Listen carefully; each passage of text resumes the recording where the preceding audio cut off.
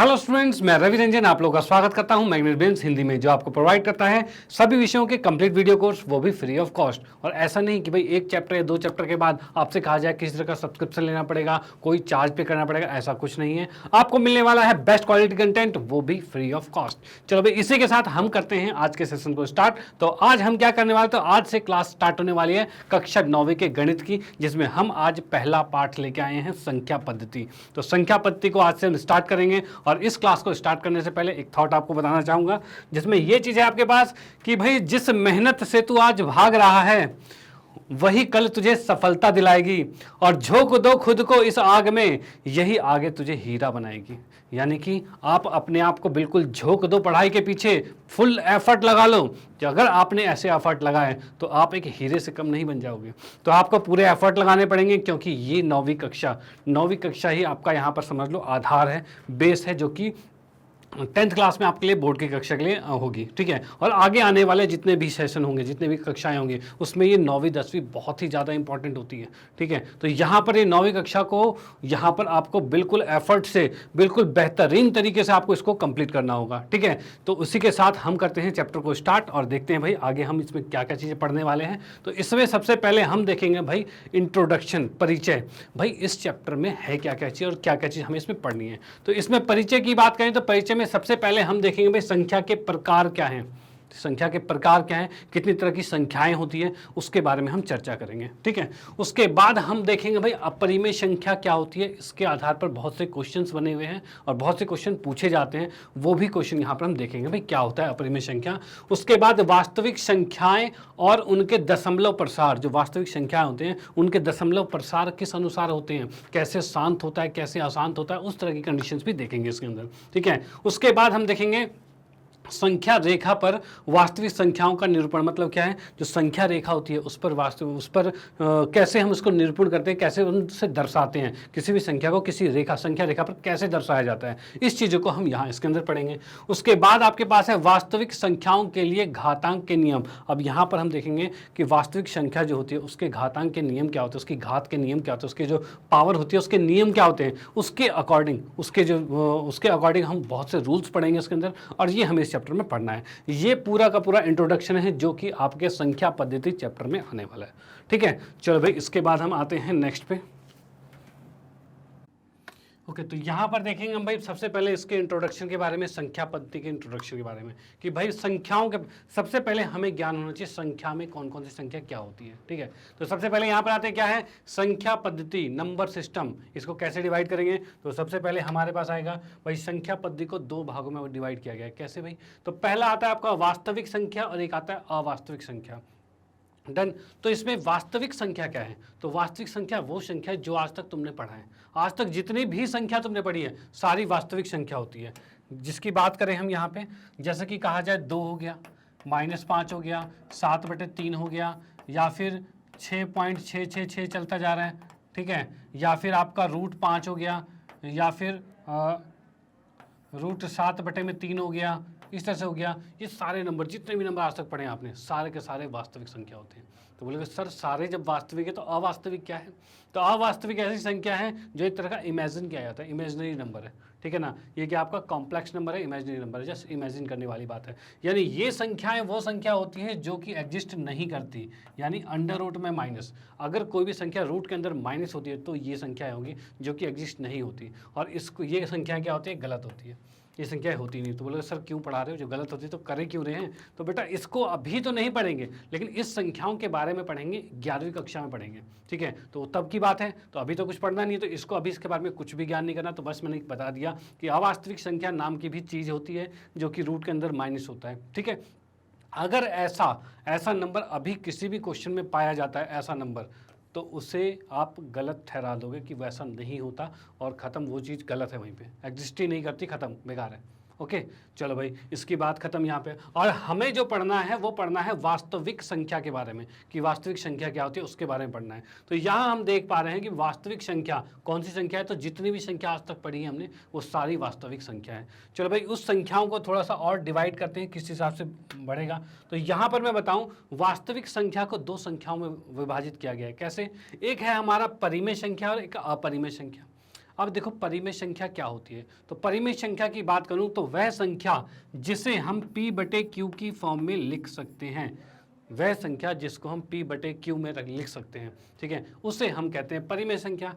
इसके अंदर याद रखना Q कभी जीरो नहीं होता, ये मैंने बताया नहीं है, सुन लो कि नीचे कभी जीरो हो नहीं सकता। किसी भी संख्या के अगर नीचे जीरो हो जाता है, जैसे कि मैं लिख रहा हूँ 5 बटे 0 लिख रहा हूँ, तो इसको डिफाइन नहीं किया जाता, ये चीज़ नहीं पॉसिबल है, ये पॉसिबल नहीं होती, नॉट डिफाइन होता है, ठीक है, तो ये पॉसिबल नहीं होता, तो इसको ये कभी हो नहीं सकता, इसलिए हमने यहाँ पर लिखा है कि Q जीरो नहीं होता, ठीक है, Q जीरो नहीं होता और P बटे Q की फॉर्म में रहेगा, तब वो रहेगा आपका क्या, रैशनल नंबर, परिमेय संख्या होगी, ठीक है। अब इसके एग्जाम्पल की बात करें तो जैसे कि लिखा हुआ है 5 बटे में 2, ये परिमेय संख्या है, ठीक है। अगर कहा जाए -3 बटे में 2, ये भी परिमेय संख्या है, यानी प्लस में हो चाहे माइनस में हो, बटे में होगा। अब क्वेश्चन आपसे कहा जाए कि अगर कहा जाए क्या भाई 7 परिमेय संख्या है, तो बोलेगा सर ये बटे में तो नहीं दिख रहा, और कुछ बच्चे बोल रहे हैं नहीं सर बटे में दिख रहा है, कैसे दिख रहा है, तो भाई जिसका कोई नहीं होता उसका एक होता है, जिसका कोई नहीं उसका भगवान होता है, ठीक है। उसी तरह से यहाँ पर जिसके नीचे कुछ नहीं है उसके नीचे एक है, ठीक है, और नीचे एक का मतलब क्या हो गया, ये आ गया P बटे Q की फॉर्म में, ये P बटे Q की फॉर्म में आ गया, चलो भाई ठीक है। यानी इसी तरह से अगर मैं लिखूं, अगर मैंने लिख दिया -7 बटे में 3 कहा जाए, तो ये भी आपका हो जाएगा, ये भी आपका परिमेय संख्या में आ जाएगा, रैशनल नंबर के अंदर आ जाएगा, ठीक है। और बात की जाए अगर मैं लिखता हूँ 7.33, इस तरह से बढ़ता जा रहा है, क्या ये परिमेय संख्या है, तो हाँ ये भी परिमेय संख्या है, देखो ये भी परिमेय संख्या है, मतलब अगर आप दशमलव में लिखते हो तब भी परिमेय संख्या होगी, अगर आप 5.6 लिखते हो तो ये भी परिमेय संख्या है, ठीक है, तो ये पॉइंट वाली संख्या भी परिमेय। अब बोलोगे सर पॉइंट वाले कैसे परिमेय है, तो पॉइंट वाले के परिमेय की बात करें, अगर मैं इस पॉइंट को यहाँ से हटाता हूँ तो फिर नीचे 10 लग जाएगा, और ये हो गया परिमेय संख्या, ठीक है। इसको भी हम सिद्ध करना सीखेंगे आगे कि ये किस तरीके से होता है, ठीक है, ये किस तरीके से परिमेय होता है, इसको भी हम देखेंगे, सिद्ध करेंगे आगे कि ये किस तरह से हो रहा है। वैसे कहा जाए नीचे एक आ जाएगा तब भी हो जाएगा यहाँ पे, ठीक है, वैसे एक नहीं, इस पॉइंट को भी हटता है तब जाके P बटे Q आता है, और वो कैसे आता है इसके क्वेश्चंस आएंगे और उसमें आएगा मजा, मस्त तरीके से करेंगे। तो यहाँ पर आपको बस ये जानना है कि ये सारी संख्याएँ क्या है, ये सारे के सारे आपके परिमेय संख्या होती हैं, यानी आप मोस्टली जितने भी नंबर देखोगे सारे परिमेय संख्या में आएंगे। अपरिमेय संख्या में क्या होता है, तो ऐसी संख्या, अपरिमेय संख्या वो ऐसी संख्या होती है जो कि पॉइंट के बाद, दशमलव के बाद न ही खत्म होती है और न ही रिपीट होती है। जैसे कि आपने यहाँ पर देखा 7.3333 चलता जा रहा है, मतलब क्या हो रहा है, दशमलव के बाद संख्या रिपीट हो रही है, ठीक है, लेकिन इसके अंदर दशमलव के बाद संख्या रिपीट नहीं होती और न ही खत्म होती है। यहाँ की बात करें, देखो ये खत्म नहीं हो रहा, ये अशांत है, ये अशांत है, लेकिन ये रिपीट हो रहा है। और इसके अंदर बात करें, ये अशांत होता है, ये खत्म नहीं होता लेकिन रिपीट भी नहीं होता। फॉर एग्जाम्पल क्या है, जैसे कि मैं बात करूं पाई का मान, पाई का मान क्या होता है 3.1432, ऐसे उल्टा फुल्टा चलता रहता है, ये खत्म नहीं होता, ये क्या है, ये आपकी अपरिमेय संख्या है, ठीक है।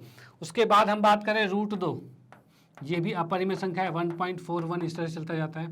√3 की बात करें, ये भी आता है 1.73, उल्टा फुल्टा चलता जाता है, ठीक है, ये भी खत्म नहीं होता, ना खत्म होता है ना ही रिपीट होता है। तो ऐसी संख्याएं जिसका पूर्ण वर्ग नहीं होता, जिसका पूर्ण वर्ग नहीं होता, उसके रूट वाले जो भी होते हैं सारे के सारे अपरिमेय संख्या में होते हैं। यानी मैं इसमें लिख सकता हूँ क्या, इसमें लिख सकता हूँ कि भाई √2, √3, √5, √6, √7 इस तरह से बढ़ते जाओ, ठीक है, बढ़ते जाओ। √9 मत लिख देना, क्योंकि √9 क्या होता है, तो √9 का मतलब होता है 3 का वर्ग होता है, और वर्ग से रूट कट जाता है और 3 बचता है आंसर, तो ये परिमेय संख्या हो जाएगा, 3 परिमेय हो जाएगा। तो पूर्ण वर्ग वाले नहीं लेने, पूर्ण वर्ग वाले नहीं लेने, ठीक है, यानी जो पूर्ण वर्ग नहीं है उसके जितने भी रूट आ रहे हैं सबके सब क्या है, अपरिमेय संख्या है, क्योंकि इसका आंसर एग्जैक्ट नहीं निकल पाता, इसका आंसर एग्जैक्ट नहीं निकलेगा, पॉइंट के बाद उल्टे फुल्टे नंबर आते जाते हैं, ठीक है।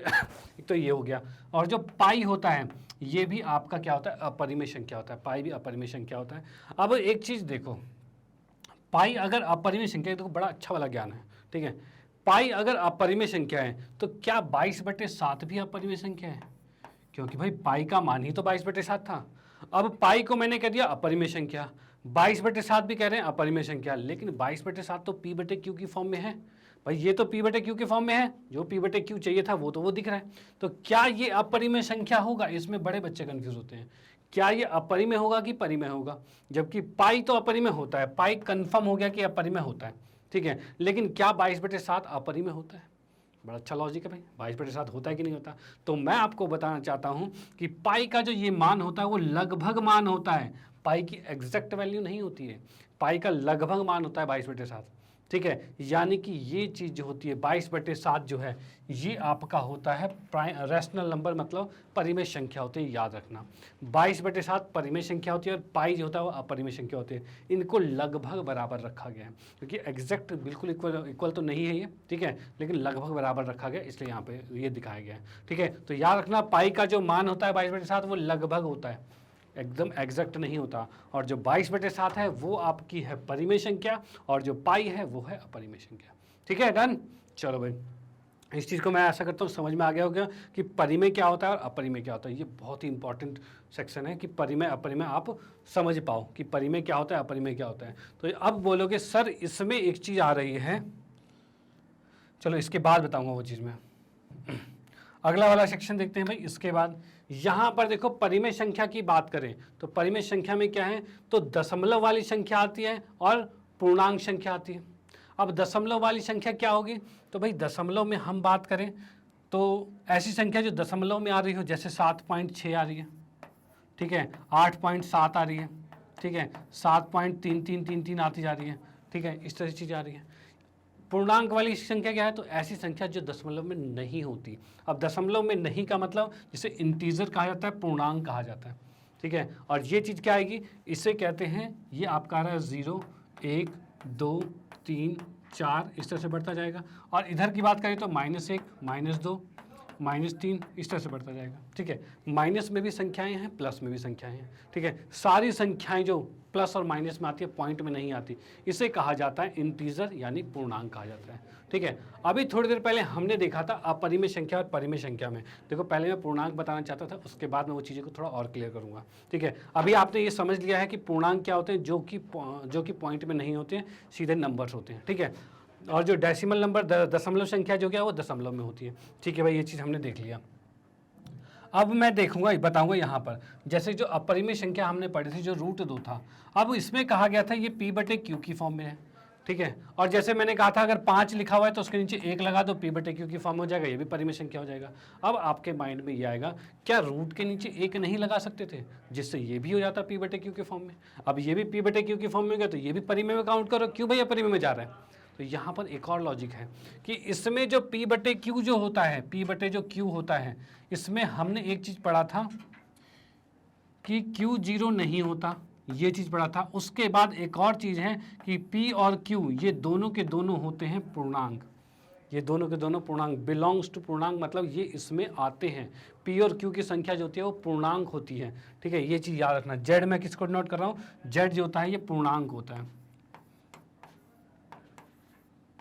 ठीक है, यानी P और Q दोनों पूर्णांक हो चाहिए। अब बताओ क्या ये पूर्णांक है दोनों, क्या ये P/Q की फॉर्म में तो आ गई, लेकिन क्या दोनों पूर्णांक है, तो हाँ एक तो पूर्णांक है लेकिन √2 पूर्णांक नहीं है। अब ये पूर्णांक नहीं है इसलिए ये सारी चीज़ें सेटिस्फाई नहीं कर रहा, इसलिए ये अपरिमेय संख्या में आ गया और ये इधर ये परिमेय संख्या है, ठीक है।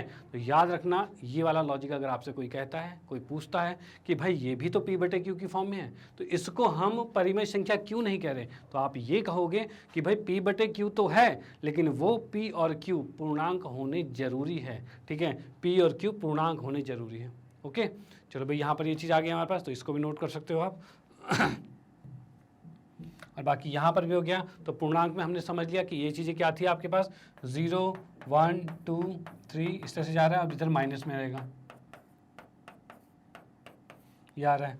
दशमलव वाली संख्या, अब दशमलव में भी प्रकार उसके देख लेते हैं, दशमलव के प्रकार किस तरीके से होते हैं। तो दशमलव में दो चीज़ें होती है, या फिर शांत दशमलव होंगे या फिर अशांत दशमलव होंगे भाई, या फिर शांत होगा या फिर अशांत होगा। शांत की बात करें तो शांत वो होते हैं जैसे 7 पॉइंट में 2, 5 लिखा हुआ, ये शांत हो गया, ठीक है। अगर मैंने लिख दिया 8 पॉइंट में 6, ये शांत हो गया, डन। अगर मैं अशांत की बात करूं तो अशांत क्या होता है, तो अशांत की बात करें तो अशांत में हमारे पास आ जाता है इसमें जैसे 7 पॉइंट में 6, 6, 6, 6 चलता जा रहा है, ठीक है, या 3 पॉइंट में 2, 2, 2 चलता जा रहा है, तो तो यहाँ पर क्या है, ये ना खत्म, ये कभी खत्म नहीं हो रहा, रिपीट हो ही जा रहा है, हो ही जा रहा है, चलते ही जा रहा है। तो ये क्या हो जाएगा, अशांत हो जाएगा। अब इस अशांत का एक और एग्जाम्पल आपको बताता हूँ। जैसे कि लिखा है 10/3 लिखा हुआ है, इसको जब तुम भाग करोगे तो क्या आएगा, तो इसको भाग करते आ जाएगा 3.333 चलता जाएगा। ठीक है, तो ये क्या है, एक अशांत संख्या हो गई। ठीक है, तो जो खत्म नहीं होते उसे अशांत संख्या कहते हैं, नॉन टर्मिनेटेड कहा जाता है। और जो खत्म हो जाते हैं, खत्म की बात करें तो अगर मैंने लिख दिया 5/2 और इसको अगर मैं भाग करूं तो 2.5 आ जाएगा, 2.5 आ जाएगा। ठीक है, तो ये तो खत्म हो गया। अब जो खत्म हो गया वो उसे टर्मिनेटेड शांत कहा जाता है, और जो खत्म नहीं होता उसे हम कहते हैं अशांत संख्या। ये चीज़ समझ में आ गई। चलो भाई, बहुत बढ़िया, ये चीज़ भी आ गया आप लोगों को। उसके बाद नेक्स्ट पे आते हैं हम।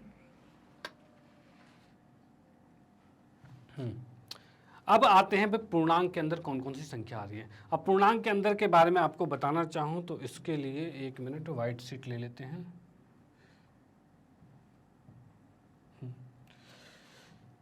हाँ भाई, सबसे पहले आता है प्राकृतिक संख्या क्या होती है। सबसे पहले हम देखेंगे प्राकृतिक संख्या। देखो पूर्णांक की बात करें तो पूर्णांक हमारे पास क्या था, पूर्णांक हमारे पास था भाई 0, -1, -2, -3, सॉरी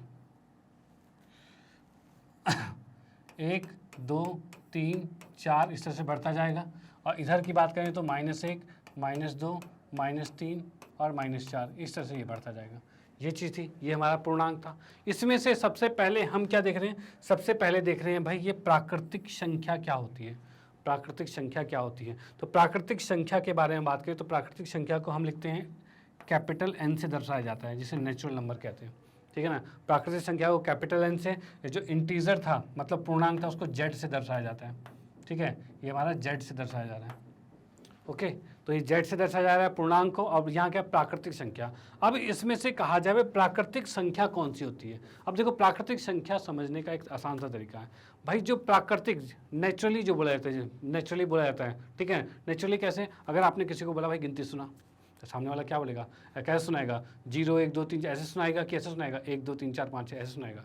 भाई जाहिर सी बात है, किसी को भी अगर गिनती सुनाने का होगा तो वो कहेगा 1, 2, 3, 4, 5। ये नेचुरली निकलता है, नेचुरली चीज बात हो रही है, यानी प्राकृतिक की बात हो रही है। तो यहाँ पर हम क्या कर रहे हैं, जो प्राकृतिक संख्या है, नेचुरल नंबर है, वो क्या है, वो आपका है। यानी हम बात करते हैं यहाँ से जो आगे की टर्म आ रही है इसे प्राकृतिक संख्या n कहा जाता है, नेचुरल नंबर कहा जाता है। ठीक है, जो प्राकृतिक जनरली होता है। ओके, अब उसके बाद ये तो आपका आ गया प्राकृतिक संख्या। उसके बाद पूर्ण संख्या जिसे हम कहते हैं होल नंबर, ये क्या होता है। तो पूर्ण संख्या की बात करें तो इसमें अगर 0 को जोड़ दिया जाए, यानी 0 से आगे की संख्या जितने भी होगी ये सारी पूर्ण संख्या होगी। पूर्ण संख्या मतलब होल नंबर, जिसको W से नोट किया जाता है। तो यहाँ पर ये पूर्ण संख्या होल नंबर है। ठीक है, इसमें संख्या क्या होती है, तो 0, 1, 2, 3, 4, 5, 6 ये चीज़ होती है पूर्ण संख्या। ठीक है, यानी हम यहाँ कह सकते हैं नेचुरल में क्या आ रहा है, इसमें आ रहा है 1, 2, 3, 1, 2, 3, 4 इस तरह से जाएगा। और होल में क्या हो जाएगा, इसमें 0, 1, 2, 3, 4 इस तरह से चलता जाएगा। ठीक है, ये हो जाता है होल नंबर, मतलब पूर्ण संख्या हो जाएगा। तो यहाँ आपने देख लिया कि प्राकृतिक संख्या क्या होती है वो समझ लिया, उसके बाद पूर्ण संख्या क्या होती है वो भी हमने समझ लिया। उसके बाद आता है अभाज्य संख्या क्या होती है। तो भाई अभाज्य संख्या वो संख्या होती है जो सिर्फ अपने आप से भाग होती है और 1 से भाग होती है, उसे अभाज्य संख्या कहा जाता है। ठीक है, तो अभाज्य संख्या की बात करूं तो यहाँ पर मैंने लिखा अभाज्य संख्या। तो इसकी बात करें तो ये कहाँ से स्टार्ट होता है, तो अभाज्य संख्या की बात करें तो ये स्टार्ट होता है 2 से।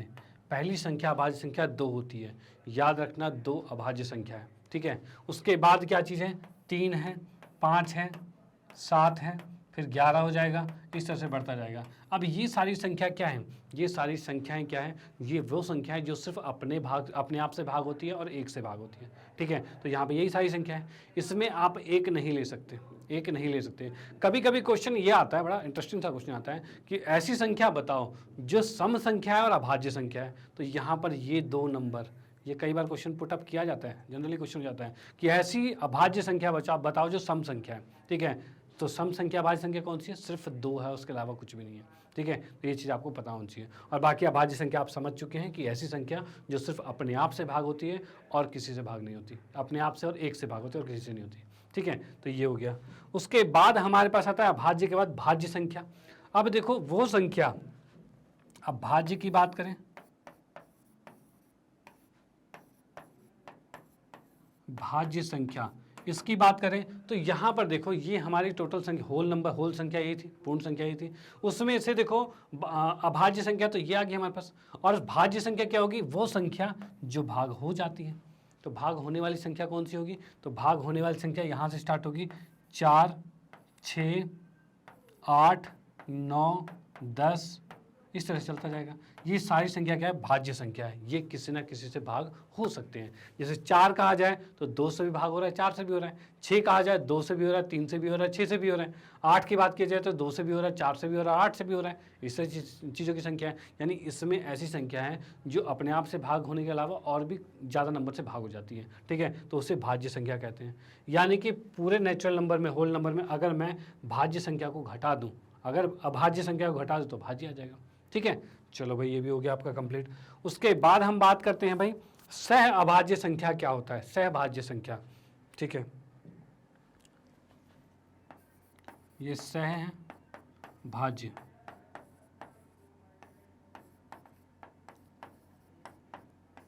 जिसे हम कहते हैं को प्राइम नंबर। ये क्या होता है, एक तरह के जोड़े बने होते हैं। जोड़े कैसे बने हुए हैं, तो जैसे मैंने लिखा हुआ है 5 और 6 लिखा हुआ है, ठीक है, जैसे मैंने लिखा हुआ है 8 और 9 लिखा हुआ है, ठीक है। अब इसमें ये नहीं देखना कि ये भाज्य है कि नहीं है। जैसे 5 कहोगे ये अभाज्य संख्या है, 6 कहोगे तो ये भाज्य संख्या है, ठीक है। लेकिन इसमें बोला गया है कि ये दोनों आपस में क्या है, तो इसमें ऊपर नीचे से कोई लेना देना नहीं है। इसमें बस ये चीज़ देखना है कि क्या ये दोनों संख्या आपस में, इनमें कुछ तो कॉमन नहीं है। अगर इसमें आपस में कुछ भी कॉमन नहीं है तो फिर ये सहभाज्य है। मतलब देखो 5 और 6, क्या 5 से 6 भाग होगा, क्या कोई संख्या है जो दोनों को भाग कर दे, नहीं है कोई भी संख्या। तो 5 और 6 अलग अलग है। 8 और 9 की बात करें तो 8 को 2 भाग कर रहा है, 9 को 3 कर रहा है, लेकिन क्या कोई सेम संख्या है जो दोनों को भाग कर रही हो, तो ऐसा कुछ भी नहीं है। तो यहाँ पर ऐसे नंबर जो ऐसे दो नंबर जिसका आपस में कुछ भी कॉमन ना हो, ठीक है, कुछ भी उभयनिष्ठ ना हो, तो उसे कहा जाता है सह अभाज्य संख्या, ठीक है। इसके भी क्वेश्चंस बन जाते हैं। तो जिस तरह के आपके क्वेश्चन बन सकते हैं वो सारी चीज़ों को हमने डिस्कस यहाँ पर कर लिया है, ठीक है। जैसे कि आप लोग यहाँ देख सकते हो, इसमें हमने सब चीज़ों को डिस्कस कर लिया है कि क्या क्या चीज़ें यहाँ पर थी। तो सबसे पहले हमने देखा संख्या पद्धति में क्या था, तो भाई वास्तविक और अवास्तविक संख्या देखा, जिसमें अवास्तविक हमें नहीं पढ़ना क्योंकि वो होता ही नहीं है, एग्जिस्ट ही नहीं करता। वास्तविक को 2 भागों में देखा, परिमेय और अपरिमेय, ये चीज़ हमने क्लियर की, ये बहुत मोस्ट इंपॉर्टेंट था, उसको हमने क्लियर किया। उसके बाद परिमेय संख्या में दशमलव वाले थे और पूर्णांक थे, दशमलव और बिना दशमलव वाले। बिना दशमलव वाले को पूर्णांक संख्या कहा जाता है, जिसे हम इंटीजर कहते हैं, ठीक है, ये चीज़ था। अब दशमलव में शांत और अशांत, ये हमने पढ़ा, ठीक है। और पूर्णांक में हमने पढ़ा कि नेचुरल नंबर, प्राकृतिक संख्या, पूर्ण संख्या, अभाज्य संख्या, भाज्य संख्या और सहभाज्य संख्या क्या होती है, ठीक है। ये चीज़ें मोस्ट इंपॉर्टेंट है आपके टॉपिक के लिए, ठीक है। ये पूरी चीज़ें हमने क्लियर करा दी और ये बहुत इंपॉर्टेंट है हर चीज़ के लिए। ये नहीं कि सिर्फ 9वीं के लिए, 9वीं क्लास के लिए, आगे जितने भी कॉम्पिटिशन लेवल पे भी एग्जाम होते हैं ना, उसमें भी ये चीज़ों में बच्चे मार खा जाते हैं कि भाई किसको क्या कहते हैं, और इसमें ही अच्छे अच्छे ट्रिक से क्वेश्चन पूछे जाते हैं, ठीक है। तो इस चीज़ों को आपको पता होना चाहिए। तो आप यहीं से अपने आप को प्रिपेयर करके रखोगे तो आगे आपको बहुत आसानी होने वाली है, ठीक है। तो यहाँ से आपको बिल्कुल भी ढिलाई नहीं छोड़नी है, बस साथ में बने रहिए, रेगुलर क्लासेस लेते रहिए, बस मज़ा आता जाएगा, कोई दिक्कत वाली बात नहीं, ठीक है। चलो भाई आगे चलते हैं। उसके बाद अब आते हैं क्वेश्चंस पे जो एनसीईआरटी के उदाहरण है। पहले उदाहरण पे आते हैं। तो उदाहरण में क्या कह रहा है, उदाहरण नंबर जो पहला है, तो नीचे दिए गए कथन सत्य या असत्य है उसका आपको बताना है, ठीक है। सत्य या असत्य बताना है और कारण के साथ अपने उत्तर दीजिए। कारण भी बताना है और बताना है कि सत्य है कि असत्य है। अब यहाँ देखिए, इसमें लिखा हुआ है, क्या पूर्ण संख्या प्राकृतिक संख्या होती है। इसने बोला प्रत्येक पूर्ण संख्या प्राकृतिक संख्या होती है, यानी सारे पूर्ण संख्या प्राकृतिक संख्या होती है। अब पूर्ण संख्या की बात करें तो 0, 1, 2, 3 ऐसे होता है, और प्राकृतिक संख्या 1, 2, 3 होता है, यही चीज़ हमने पढ़ा था। तो क्या सारे के सारे पूर्ण प्राकृतिक होते हैं, तो बोलोगे नहीं। क्यों नहीं होता, क्योंकि 0 इसके अंदर नहीं है, ठीक है। तो यहाँ पर इसके अंदर कारण जब लिखोगे तो कारण में लिखोगे, पहले तो लिखोगे नहीं है, लिख दिया तुमने प्रत्येक पूर्ण संख्या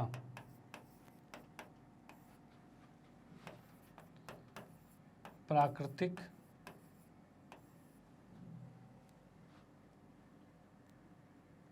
संख्या नहीं है। क्योंकि कारण भाई, क्योंकि 0 पूर्ण है जो प्राकृतिक नहीं होता। ठीक है, 0 पूर्ण संख्या है जो कि प्राकृतिक संख्या नहीं होता, ये चीज़ हो जाएगी यहाँ पे। चलो भाई ठीक है, तो यहाँ पर हमने बोल दिया भाई 0 इसमें नहीं होता इसलिए ओके, ये हमने इसका कारण लिख दिया। ठीक है, चलो इसका स्क्रीनशॉट ले सकते हो। फिर आते हैं नेक्स्ट पार्ट को डिस्कस करते हैं। तो नेक्स्ट पार्ट के अंदर क्या क्या रखा है कि प्रत्येक पूर्णांक जो होते हैं, प्रत्येक पूर्णांक जो होते हैं वो परिमेय संख्या होते हैं। जितने भी पूर्णांक होते हैं, पूर्णांक क्या होता है, पूर्णांक वो संख्या थी जो 0, 1, 2, 3 चल रहा था, और यहाँ पर -1, -2, -3 चल रहा था। अब ये सारे के सारे संख्या क्या ये परिमेय संख्या होती है? तो परिमेय क्या था, जो P/Q की फॉर्म में होता है। तो क्या ये सारे P/Q की फॉर्म में है? तो हाँ भाई है। इसके नीचे भी 1 लिख सकते हैं, इसके नीचे भी 1, इसके नीचे भी 1, इसके नीचे भी 1, इसके नीचे भी 1, ये कर लिख सकते हैं। क्या ये चीज़ सही है, ये P/Q की फॉर्म में है? तो हाँ, ये भी P/Q की फॉर्म में है। क्यों? क्योंकि 0 आपका पूर्णांक है और Q भी पूर्णांक है, दोनों पूर्णांक होने चाहिए। यही पढ़ा था हमने कि P/Q की फॉर्म में होना चाहिए और P और Q दोनों पूर्णांक होने चाहिए। तो भाई है। चलो भाई ठीक है, यहाँ पे हो गया। तो यहाँ हम देख सकते हैं भाई प्रत्येक पूर्णांक जो, जितने भी पूर्णांक है वो परिमेय संख्या आ रहे हैं क्योंकि सारे P/Q की फॉर्म में हैं। तो सो सिंपल, तो ये आपका सत्य है। ठीक है, ओके। उसके बाद प्रत्येक परिमेय संख्या पूर्णांक होते हैं, जितने भी परिमेय संख्या होते हैं वो पूर्णांक होते हैं। तो अब मैं परिमेय संख्या की बात करूँ तो 7/2 ये परिमेय संख्या है, लेकिन ये पूर्णांक नहीं होते। क्यों? क्योंकि ये दशमलव में आ रहा है 3.5, तो ये तो पूर्णांक में आ ही नहीं सकता। ठीक है, तो ये नहीं होता, तो ये गलत हो जाएगा, यानी असत्य है। ठीक है, चलो भाई इसको इरेज करता हूँ, फिर आते हैं हम नेक्स्ट क्वेश्चन पे। अगला क्वेश्चन हमें दे रखा है कि भी 1 और 2 के बीच 5 परिमेय संख्या ज्ञात कीजिए। भाई 1 और 2 हैं, उनके बीच में 5 परिमेय संख्या ज्ञात करना है। अब मैं बात करूं भाई 1 और 2, इसके बीच में 5 परिमेय संख्या ज्ञात करनी है। एक तरीका आपका इसका निकालने का ये है कि जब भी ऐसा कहा जाए, अगर इसने 5 कहा है तो आप 6 से गुना और 6 से भाग कर दो दोनों तरफ। यानी हमने इसको 6 से गुना किया और 6 से भाग कर दिया, इसको भी 6 से गुना किया और 6 से भाग कर दिया, ये चीज़ कर दिया। अब यहाँ पर क्या आ रहा है, ये आ गया आपका 6/6 आ गया और ये आ गया 12/6 आ गया, इतना आ गया। अब इसके बाद नॉर्मली गिनती स्टार्ट कर दो। कैसे गिनती? तो जो ऊपर है उसको बढ़ाते जाओ, 7/6, 8/6, 9/6, 10/6 और 11/6। क्या यहाँ पर 5 संख्याएं आ गई? इसने क्या कहा था, 5 परिमेय संख्या। तो ये क्या 5 परिमेय संख्या आ गई है? ये 5 परिमेय संख्या है। तो हाँ भाई 1, 2, 3, 4, 5 और ये पाँचों के पाँचों 6/6 और 12/6 के बीच में होंगे।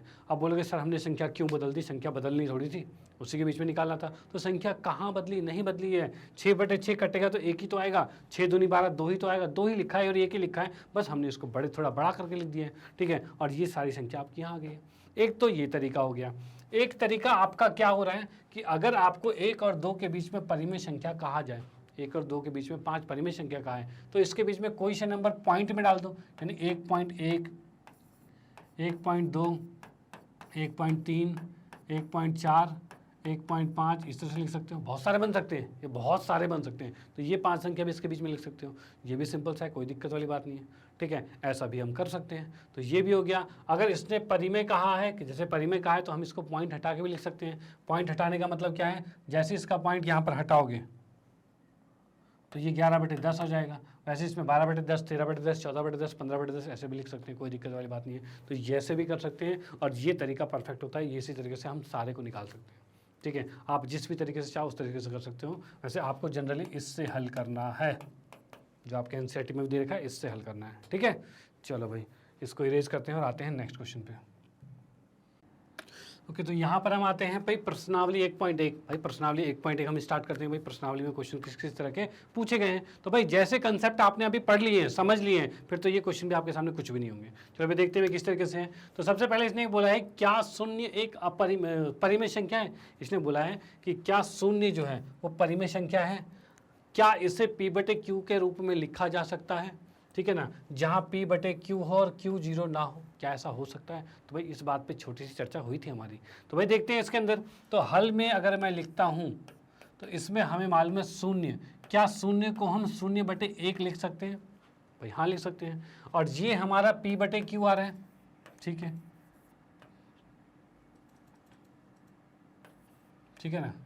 तो यहाँ पर परिमेय संख्या है, तो यहाँ पर पहले तो हमें लिखना है हाँ, हल में लिखेंगे पहले क्या, हाँ, ठीक है। हाँ के बाद कैसे करेंगे, हाँ के बाद से आगे स्टेप ये चलेगा हमारा, 0 को हम 0/1 लिख सकते हैं और ये P/Q आएगा। और यहाँ पर हम कहेंगे कि Q जो है वो इज नॉट इक्वल टू 0 है यहाँ पे, तो भाई बिल्कुल है, ठीक है ना। और तथा PQ पूर्णांक भी है, पूर्णांक है भाई। P जो Q है वो 0 भी है, 0 के बराबर भी नहीं है, और P और Q पूर्णांक भी है। अब इस कंडीशन से तब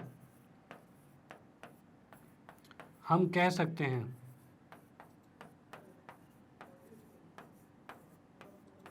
भाई, क्या कह सकते हैं, कह सकते हैं कि 0 जो है वो क्या है, परिमेय संख्या है।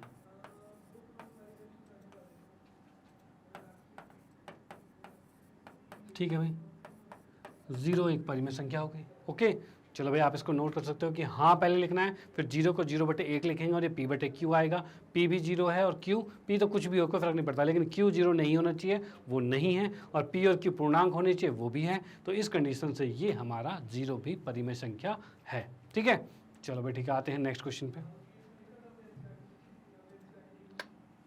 अगले क्वेश्चन की बात करते हैं, तो यहाँ पर 3 और 4 के बीच में 6 परिमेय संख्या ज्ञात करने। फिर से वही लॉजिक हमारा चलेगा। 3 है और 4 है, इसके बीच में 6 परिमेय संख्या, मतलब 7 से गुना, 7 से भाग, 7 से गुना और 7 से भाग कर दिया हमने। तो यहाँ पर हम कहेंगे ये 7 या 21/7 आ गया, और यहाँ पर आ गया कितना, 7 चौक 28/7 आ गया। अब इनके बीच की संख्याएं लिखेंगे तो क्या आएगा भाई, 21 के बाद ये आएगा 22/7, 23/7, 24/7 और 25/7 और 26/7 और 27/7। अब यहाँ पर हम देख सकते हैं कि भाई 1 2 3 4 5 6 संख्याएं आ गई। तो यहाँ पर हम कह सकते हैं 3 और 4 के बीच की 6 संख्याएं कौन सी आ गई हैं, तो यहाँ पर 3 तथा 4 के बीच 6 परिमेय संख्या क्या आ गई हमारे पास, तो ये हमारे पास आ गई है 22/7, 23/7, 24/7, 25/7, 26/7 और 27/7, ये चीज़ आ गई है। ठीक है, ये हमारे पास आ चुका है। ओके, चलो भाई इसको इरेज करते हैं, इसको स्क्रीनशॉट ले लो, इरेज करते हैं, फिर आते हैं नेक्स्ट क्वेश्चन पे। अगले क्वेश्चन की बात करें तो यहाँ हमें देख रखा है भाई 3/5 और 4/5 के बीच 5 परिमेय संख्या याद करनी है। अब देखो ये बटे में संख्या दे दिया है, तो इसके हल में आते हैं हम यहाँ पे। तो यहाँ हमें दे रखा है भाई 3/5 और 4/5, इसके बीच की 5 परिमेय संख्या याद करनी है। और फिर से 5 का है तो सेम रूल लगाओ, 5 का है तो 6 से गुना और 6 से भाग किया, तो भाई 6 से गुना और 6 से भाग कर दिया, 6 से गुना और 6 से भाग कर दिया। अब हम देख पा रहे हैं 6 तिया 18 आ गया और 6 पंचे 30 आ गया, 6 चौक 24 आ गया और 6 पंचे 30 आ गया, सेम चीज़ आ गया हमारे पास। ठीक है, अब इसको जब बढ़ते क्रम में लिखेंगे तो कैसे आएगा, 18 के बाद 19/30 आ रहे हैं, 20/30 आ रहे हैं, 21/30 आ रहे हैं, 22/30 आ रहे हैं और 23/30 आ रहे हैं। यानी ये यहाँ पर 5 संख्याएं आ गई। तो हम कह सकते हैं कि 3/5 तथा 4/5 के बीच 5 संख्या, 5 परिमेय संख्या क्या आ गई हमारे पास, तो इसको हम लिख सकते हैं 19/30, 20/30, 21/30, 22/30 और 23/30, ये 5 संख्याएं हमारे पास आ गई हैं। ठीक है, तो ये इसका आंसर हो गया, इसका स्क्रीनशॉट ले सकते हो। फिर आते हैं हम नेक्स्ट क्वेश्चन पे।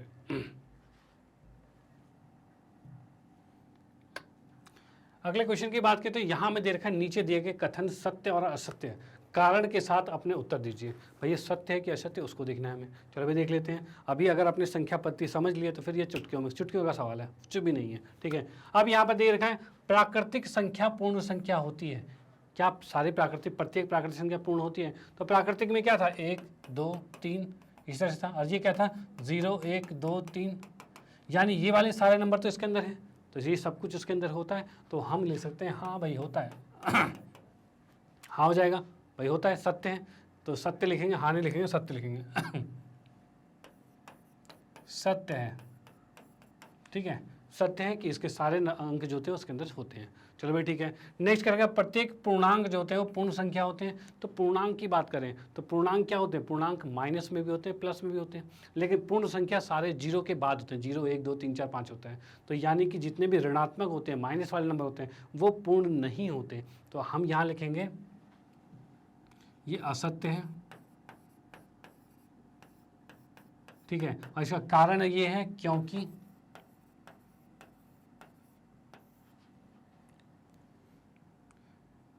जितने भी नेगेटिव नंबर हैं, संख्या जो है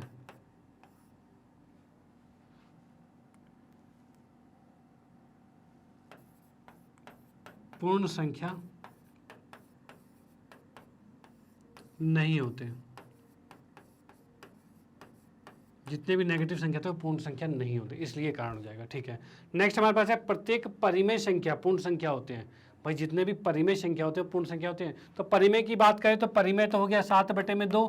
क्या ये पूर्ण में होगा? क्या पूर्ण पॉइंट में होते हैं? तो दशमलव में कभी पूर्ण संख्या नहीं होते, ठीक है। तो हम यहाँ पर लिखेंगे कि ये 3.5 नहीं आ रहा, तो हम इसमें लिखेंगे ये भी हो जाएगा आपका असत्य हो जाएगा, सेम टू सेम असत्य हो जाएगा। और कारण इसका हो जाएगा, कारण हो जाएगा दशमलव संख्या पूर्ण नहीं होते, ठीक है। तो ये चीज़ हो जाएगी, ओके। चलो भाई आप इसको देख सकते हैं, स्क्रीनशॉट ले सकते हैं। फिर आते हैं हम नेक्स्ट क्वेश्चन पे। ओके, तो यहाँ पर हमारी प्रश्नावली 1.1 जो पहली प्रश्नावली है वो हमारी यहाँ पर हो जाती है कंप्लीट। तो यहाँ पर हमने पहली प्रश्नावली को यहाँ पर ख़त्म कर दिया है, और अगली क्लास में हम इसके आगे के उदाहरण और प्रश्नावली जो भी हैं वो लेके आएंगे, और जितने भी कंसेप्ट है उसको भी क्लियर करेंगे जो आने वाली चीज़ों में होंगे, ठीक है। सबको एक एक करके आपके लिए बिल्कुल परोस के रखा जाएगा, मतलब एक बेहतरीन तरीके से आपको दिखाया जाएगा जिससे आप बिल्कुल खुश होंगे और समझ में भी आएगा बिल्कुल, ठीक है। मेन चीज़ आपके समझ में आनी चाहिए। तो आपको क्या करना है, जितना भी आपने लेक्चर अभी तक देखा है इसकी करनी है प्रैक्टिस। जब तक आप प्रैक्टिस नहीं करोगे आप आगे नहीं बढ़ सकते। तो आपको खुद से अपने पेन और कॉपी लेके और प्रैक्टिस करना ही पड़ेगा। आपने वीडियो देखी, इससे बहुत कुछ समझ में आ गया है, उसके बाद आप अगर प्रैक्टिस कर दोगे तो वो चीज़ें आपके दिमाग में बिल्कुल सेट हो जानी है, ठीक है। उसके बाद बाकी मैं आप लोगों को बताना चाहता हूँ कि मैग्नेट ब्रेन एक ऐसा प्लेटफॉर्म है जो आपको प्रोवाइड करता है 100% फ्री एजुकेशन। और मैग्नेट ब्रेन ने आप लोगों की सुविधा के लिए लॉन्च की है मैग्नेट ब्रेन की वेबसाइट, जिसके अंदर आप जिसमें अगर आप आते हो तो यहाँ पर जो भी डाटा है वो बिल्कुल सिस्टमेटिक तरीके से मिलेगा। जितनी भी क्लासेस यहाँ पर आपको मिलेगी सब कुछ एक सिस्टमेटिक तरीके से होगी, वेल अरेंज होगी बिल्कुल। और वो कैसे हैं, तो जैसे कि आप लोग हिंदी मीडियम है तो आप हिंदी मीडियम को सिलेक्ट करेंगे। भाई इसमें ऑप्शन इंग्लिश मीडियम का भी है, जैसे कि आपको कोई फ्रेंड सर्कल है वो इंग्लिश मीडियम है तो इंग्लिश मीडियम भी है। अगर कंपटीशन टाइप का जैसे कि कहते हैं NTSC ओलंपियाड है, इस तरह के सेक्शन भी यहाँ पर अवेलेबल है। और इन सेक्शन के अंदर अलग अलग क्लासों के बहुत सारे वीडियो, मतलब इनके सारे कोर्स, सभी कोर्स आपको फ्री ऑफ कॉस्ट अवेलेबल हैं। कोई पैसा नहीं, कोई वो नहीं, कोई पैसों का कोई झंझट नहीं है, ठीक है ना। यहाँ पर हर चीज़ें कहते हैं जो पेड में मिलता है उससे बेहतरीन मिलेगा आपको यहाँ पे, ठीक है। यहाँ पर बिल्कुल बेहतरीन मिलने वाला है, और यहाँ पर सब कुछ बिल्कुल अरेंज्ड फॉर्म में है। अब इसके अंदर मैं आप लोगों को कहना चाहता हूँ, जैसे कि आपको किसी टॉपिक में, पुराने टॉपिक में दिक्कत होती है, अब उसको आपको देखना है, तो उसको आप अगर देखते हो तो भाई उसको ढूंढने के लिए यूट्यूब पर जाओगे तो बहुत सारी भीड़ देखेगी और आप हो जाओगे कंफ्यूज। तो उससे बचने के लिए आप यहाँ पर वेबसाइट पे, या वेबसाइट हमारी है www.magnetbrains.com। यहाँ पर आते के साथ आपको कुछ ऐसा इंटरफेस दिखेगा। जैसे आप लोग हिंदी मीडियम में तो हिंदी मीडियम पे क्लिक कीजिए, 10वीं कक्षा में है 9वीं कक्षा में 9वीं भी कीजिए, 10वीं में है तो 10वीं भी कीजिए। जैसे कि मान लो 10वीं पर क्लिक किया, 10वीं पर क्लिक करते के साथ यहाँ पर जितने भी टीचर्स 10वीं के सारे आपको यहाँ पर शो हो जाएंगे, ठीक है। अगर आप चाहते हो भाई इसमें कोई सी वीडियो आपको देखनी है जो पुरानी वीडियो है, ठीक है, तो उसमें मैथ्स की देखनी है तो उसमें गणित पर वॉच नाउ पर क्लिक करोगे। वॉच नाउ पर क्लिक करते ही आपको यहाँ पर कुछ ऐसा सेक्शन मिल जाएगा, और जहाँ पर जितने भी लेक्चर्स हमने कवर कर रखे हैं वो सारे लेक्चर्स आपको दिख जाएंगे, ठीक है। ऐसे ही डिफरेंट क्लास के सब क्लास के अलग अलग लेक्चर्स मौजूद हैं जिसमें कि आप अब बहुत आसानी से देख सकते हैं। तो इसमें कोई सा चैप्टर में कोई से पुराने टॉपिक में दिक्कत है उस पर क्लिक करते हैं करेंगे, उसके अंदर सब टॉपिक आएगा, उसके बाद फिर ये चीज़ें आपके सामने वीडियो प्ले हो जाएगी और बहुत बेहतरीन तरीके से आसान तरीके से आप इसको पढ़ पाओगे। ठीक है, उसके बाद बाकी आप लोगों को पता ही है मैग्नेट ब्रेन ने हिंदी मीडियम में भी कोर्सेज को लॉन्च कर दिया है 6ठी से 12वीं कक्षा तक के लिए, वो भी 100% फ्री होने वाला है। तो यानी ये बहुत अच्छी खुशखबरी है। तो ये चीज़ आप अपने दोस्तों में, रिलेटिव में, जान पहचान में जो भी इन कक्षाओं में पढ़ते हैं, हिंदी मीडियम में पढ़ते हैं, उनको ये चीज़ें सजेस्ट कर सकते हैं जिससे उनका भी फ़ायदा हो सकता है। आपका तो फ़ायदा हो ही रहा है, उनका भी फ़ायदा हो सकता है। और इसी में आपको कहना चाहता हूँ, वीडियो अगर आपको अच्छी लगती है तो इसको लाइक कीजिए, न्यू है तो सब्सक्राइब कीजिए और शेयर तो आप करते ही रहिए। Okay bye, thank you.